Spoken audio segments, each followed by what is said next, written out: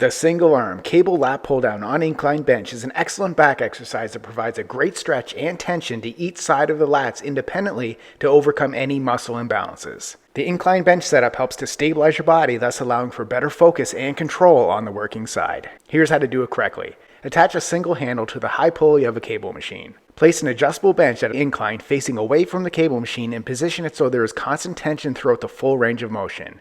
Sit on the incline bench with your chest facing the backrest, with your feet planted into the floor for stability. Grab the D handle with a neutral palm facing in grip. Fully extend your arm toward the cable machine to create tension in the cable. Exhale as you pull the handle down while driving your elbow down towards your hip to fully engage your lat. Keep your elbow close to your body throughout the movement and avoid using momentum or jerking the handle. Move slowly and with control. Pause briefly at the bottom of the movement, squeezing your lat for maximum contraction. Inhale as you slowly extend your arm back to the starting position, controlling the movement to maintain tension in your lat. Repeat all the reps on one arm, then switch arms and repeat. Subscribe to get a new exercise video demo every day.